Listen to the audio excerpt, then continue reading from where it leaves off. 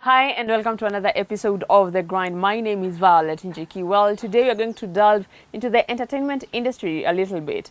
You know, when COVID hit, we had to change a lot of things, and it also affected the entertainment industry. And some people came up with the idea of live streaming. Well, not some people, but the whole world decided to go live stream when it comes to either job or anything. And it mostly worked for the entertainment industry. And that is why today I'm seated with one of the people who took this into account, and he's going to tell us how he has been able to build this company from the ground up. I'm going to let him introduce himself so that I do not mess up a number of titles here. So, karibu sana. Asante sana. Please introduce yourself. Thank you so much for having me. My name is Andy, and okay, let me introduce some titles. I'm a live sound technician, and I'm also a business person. Yes. I told you, I would have messed up kidogo, but anyway. So, Andy, tell me, why did you choose this line of business? Well, I have always been in the entertainment industry, and before I started as an artist, that was back in 2013 when I left school. When you say artist, you were singing? Yes. So tutaimba kidogo? Apana. Yes, and then later on, as I was doing my events, I got interested in learning about sound, especially when I was going to events to perform.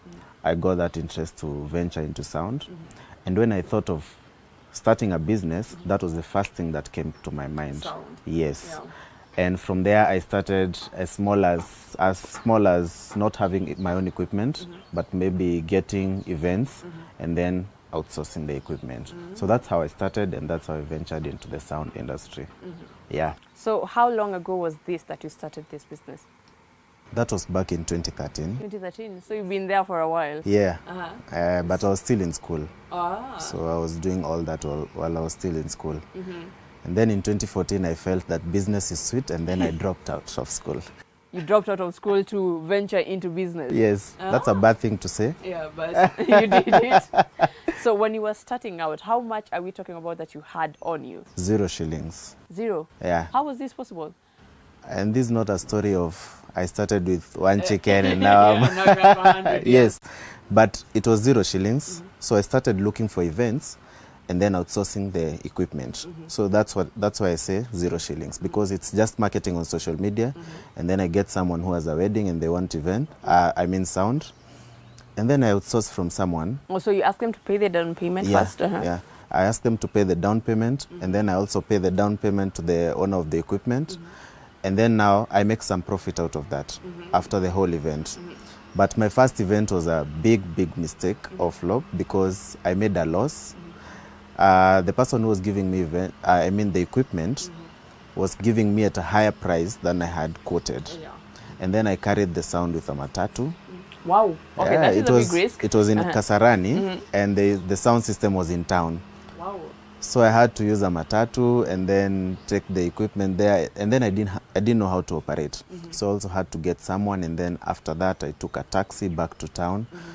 So I think I made a loss because of all that. Yes. But it was my first event, so it was. You got to learn basically a learning step. Yes. So when you say you are a sound engineer and you deal maybe with events and all that, what are we talking about, Kisama? Let me call Andy, he will know how to deal with this event. Yes. So we have, for example, let's say we have concerts, and then we also have, so our major clients are concerts, and then churches, and then because anywhere people are gathering, and they need to hear sound, there's always someone behind the mixer. So, and that person behind the mixer, it's us now. So the reason why you will take that phone and call me is because I took 4 years in the industry, but I didn't know how to operate it. So in 2018, I wanted to go an extra mile and learn how to do that, because there's an event I didn't go because one of my technicians was not available. And then another one. So meaning if you can't do it and the technician is not there, then it won't happen? It won't happen. So I had to cancel the events, and I felt so bad because it's only that I don't know that I have to cancel this event. So I took upon myself to learn. I bought books, I went to YouTube, I learned about sound, tutorials and everything. And that's how I got to learn about sound, how to do everything. And then I went deeper and enrolled in courses. Yeah. So, and I was certified as a live sound technician. So that's one of the reasons why you should come to me. So from 2013 or even from when you started up until now, you are able to get now equipment for yourself. Yes. How are you able to, when did you decide, you know what, now is the time I need my own equipment? Okay. So I'll go back a little bit. I told you I left school. Yes, yes. So after I left school, I went to my guardians and I asked them for permission to start business because I felt it's good to honor them. And they gave me the permission to do that. Of course, not so easily. Yes. Yeah, so they gave me the permission and I went ahead. So after I went for so many events or I got so many clients, I thought now I should buy my own equipment. That was back in around 2015. Yes. I had made a little bit of profit, though it was not enough. It was not even 10% because I was making like 5,000-7,000 per event, or maybe 10,000 In profit. in profit. So I just talked to my guardians, and they helped me now raise the rest of the amount. So I was able to buy. By then, I was able to buy equipment worth 800,000. By then, so yeah. that is from the kidogo profit you have plus Like 100,000, and so after they saw the vision and they saw that I'm still doing well, so they added the rest. Yes. And I was able to buy my first. But it was not. I think they didn't give me the whole 700,000. I also made from clients who had paid me, but I had not gone for the events. Okay. Like I remember with my own equipment, the first event I went to was my friend's wedding. And after they pay me a little bit, I go and buy a speaker. They pay me, bit by bit. So by the time we were doing the event in 2015, I had all the equipment. In fact, I was unboxing some in the event. Okay, that's progress. Yeah. So you also do the live streaming. Yes. This is something that during COVID a lot of people went with, but it seems you decided way before then. Why did you decide, let us do the live streaming instead of, you know how we use the kawaida kwa CD, patiana ikiwa sound? Yes. A friend of mine in 2016 told me that don't think about what is happening right now. Think about what will happen 10 years to come, and you will be in the market. So like you see the future. Yes, you see the future.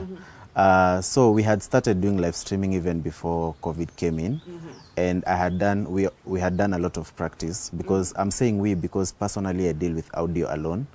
I'm not in the video industry. So I started way before COVID. So when COVID came, at least we had some maybe experience kidogo, but not yet there. So I think we took like 3 months. Tulijifungia for 3 months, and we learned about that. We really had to learn. Yeah, because for me, it's not just about audio coming in and going out. Yes. We have different inputs. So it's all about coming in, mixing, and then taking the audio out. Yeah. So I really had to take some time to learn that. Yeah. So you are not working alone, if I believe. Yes. The people that you work with, did you have to select, I need someone who is good in audio, I need someone who is good in video, I need someone who is good in camera? Or did you have to teach them now? No, everyone learned by themselves. We all didn't know how to do that. So it's all about commitment and passion. The rest we learn along the way. So that's how we've survived. Yeah. And did you have to go looking out for them? You know how you, I'm looking for someone who's good in video, or did you just come together? Venye tulijipata, that's how we started. So we had a crew of friends, those who are doing videos, but maybe in events. So that's how we joined, and then we started doing. But by me saying that, it doesn't mean that these are my crew. They are just people we've partnered with. Yeah, so it can be someone else, But the ones I'm talking about is those people we started with live streaming. Yeah, we just met mahali with tukaanza tu. You decided, you know what, let's do this.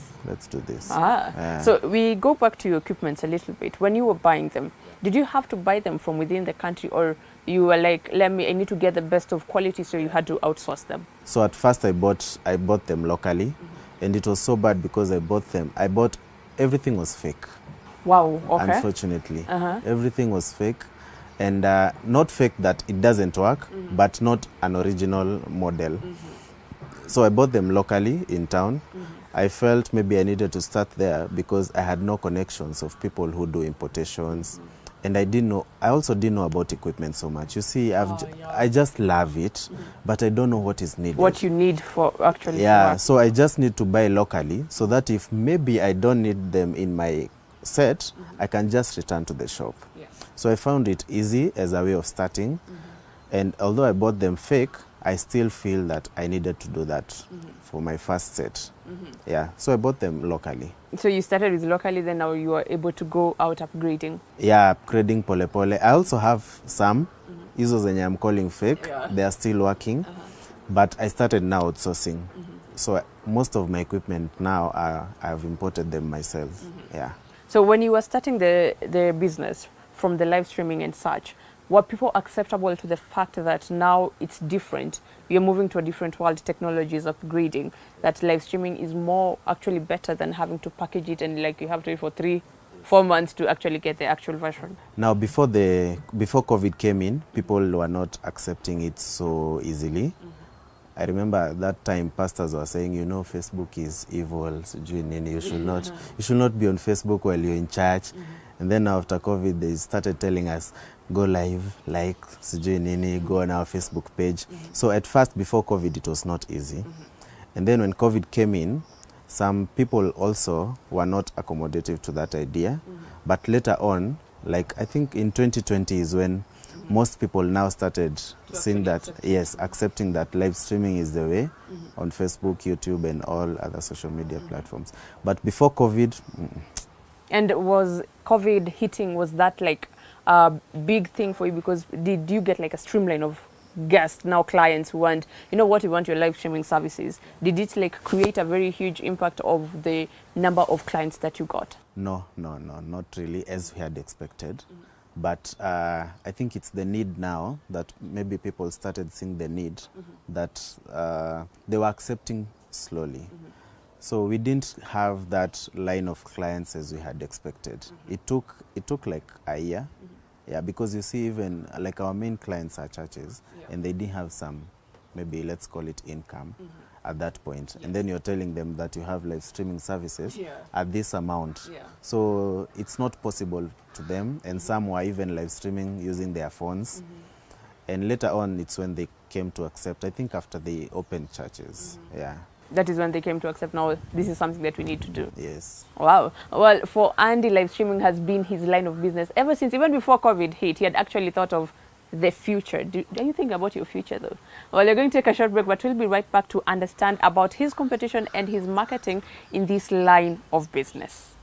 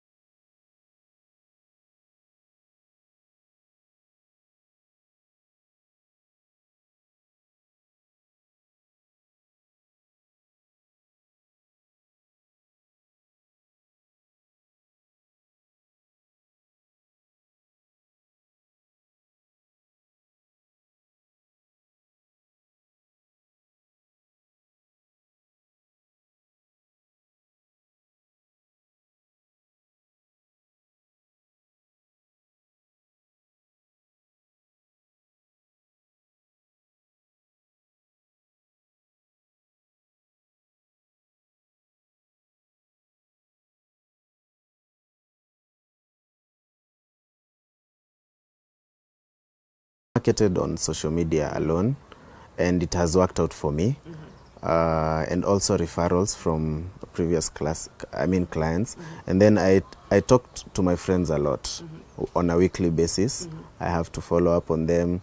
You know those marketing strategies. Yes. Hi, how are you? I hope you're doing well. Yeah. And then you list your services. So I do that a lot, and also on social media. Yeah. And then consistency, doing the same thing for, not the same thing, I mean doing one thing for a long time. Yes.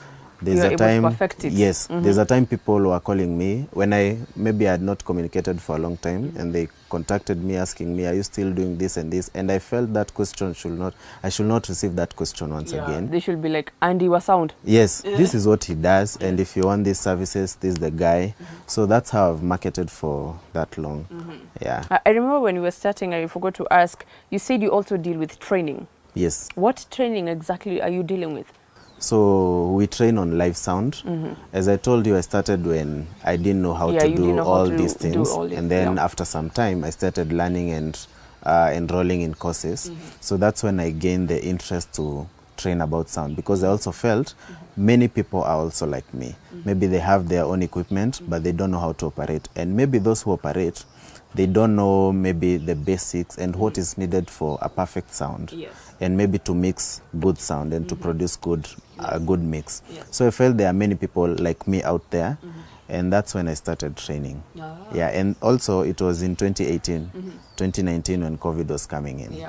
Oh, that is when you decided now we need like people to understand exactly what they're working with. Yes. Yeah. So when it comes to business, yeah, you are not the only person who's been able to offer these services. Yeah. How are you able to deal with competition and say people will always go, let me use Andy. Yeah. He is the best for this thing that I want. Yes. How have you been able to do that competition? That has been a big challenge, especially in our industry, because nowadays when someone gets $1 million shillings, they just buy sound, and they're in the industry, just like you, who has been there for maybe 5 years. Yes.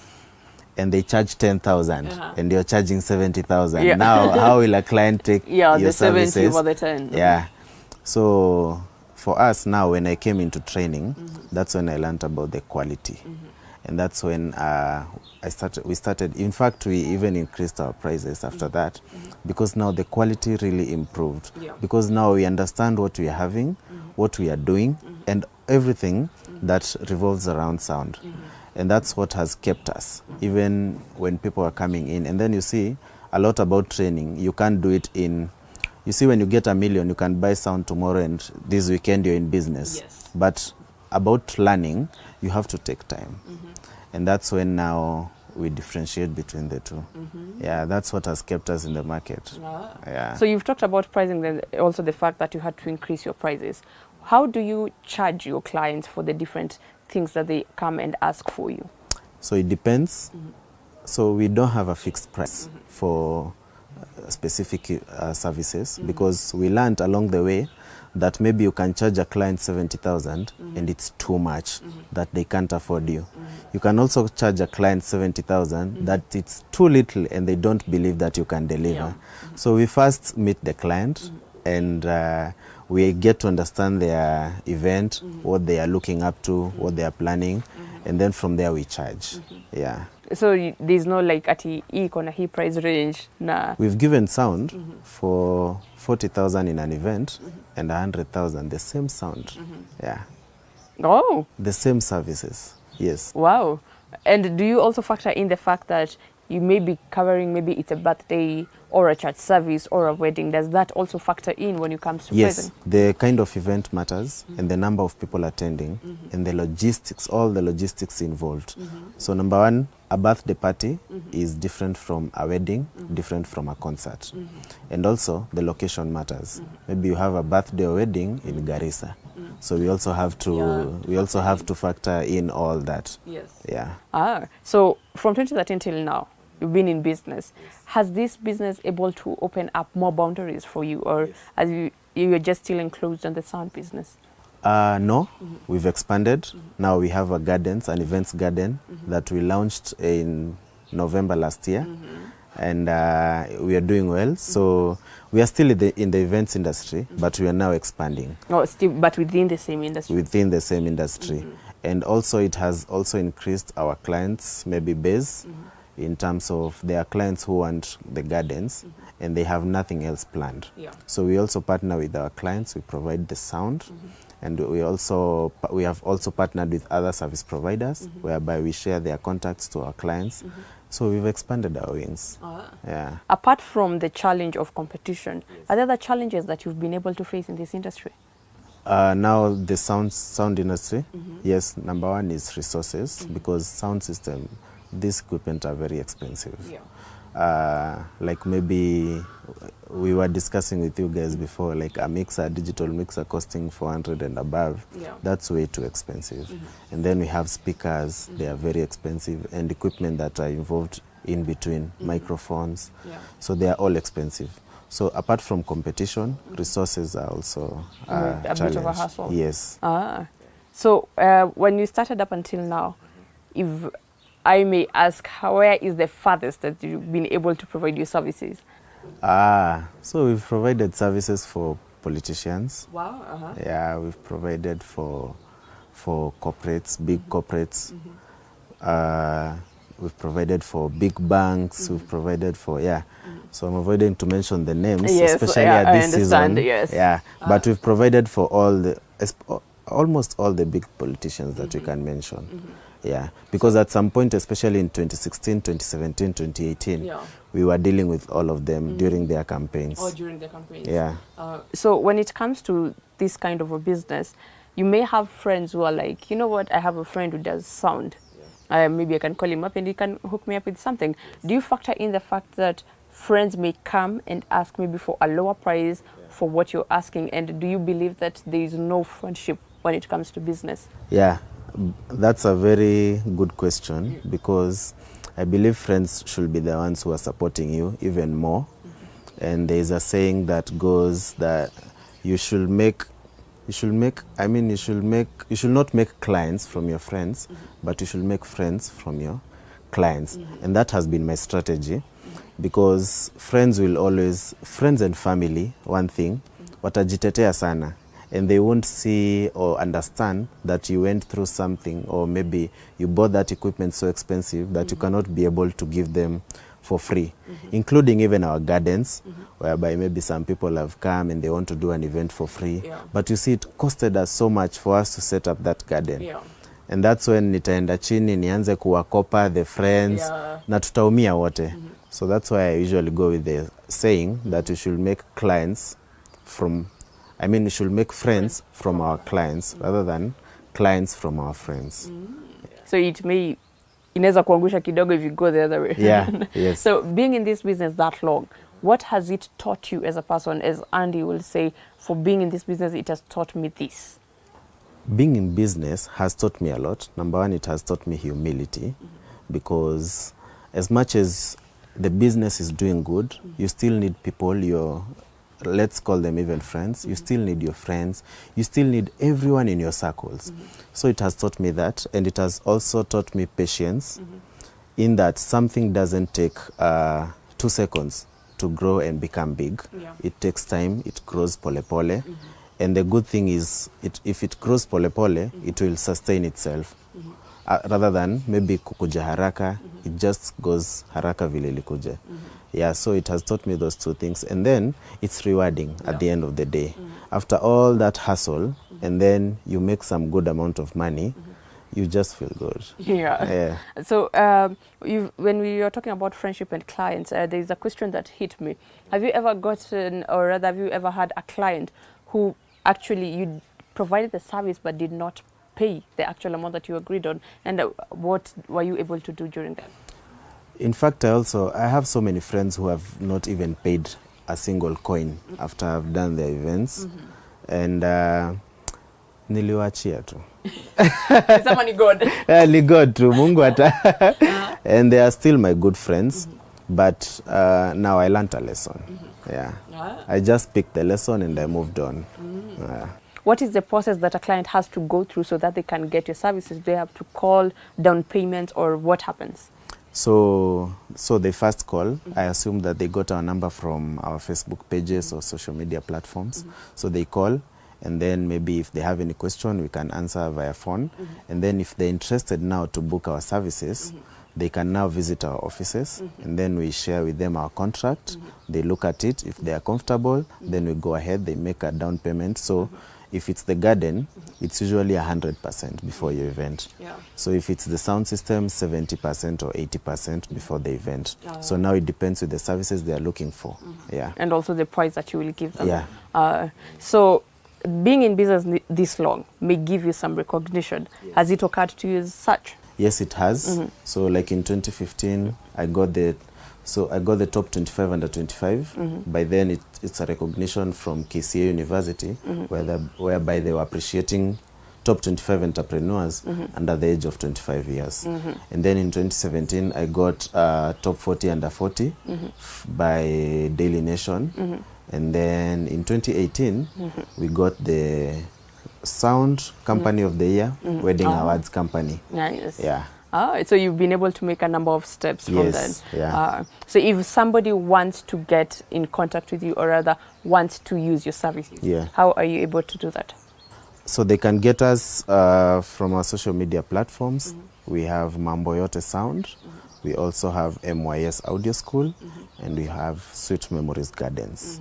Yeah. Is there like a phone number? Yeah. So our contact number is 0721 72 77 72 for the gardens, and 0728 247 397 for sound and the training. What is your parting shot to people who want to venture into this industry, or someone who aspires to be in the same line of business as you?